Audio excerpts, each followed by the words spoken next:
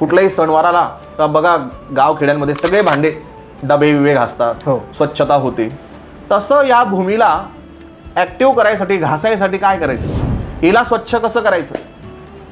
ही भूमी जर कधी स्वच्छ झाली, ही भूमी जसं गाडी आपण नवीन शोरूममधून आणली, तिला पहिल्या 1000 किलोमीटरला सर्व्हिसिंग आहे, 5000 किलोमीटरला सर्व्हिसिंग आहे, नंतर प्रत्येक 10,000 किलोमीटरला सर्व्हिसिंग आहे. का की तिला यूज करतो आपण, ते इंजिन घासलं जातं, पेट्रोल खातं, ऊर्जा फेकतं. तसं हे पण याचं पेट्रोल काय, भूमीचं पेट्रोल काय, तर ते आहे रत्नसंस्कार. काही लोक त्याला पिरॅमिडने ॲक्टिव्ह करतात, काही लोक फेंगशुई फॉलो करतात, काही लोक अजून दुसरं आरसे बिरसे लावतात, कलर थेरपी. पण ह्या सगळ्यांचं एकत्रित सार, सगळ्या धर्माचा एकत्रित मूळ पाया जर कधी बघितलं तर सनातन संस्कृती आहे. इथूनच सगळे पाळमुळं फुटले.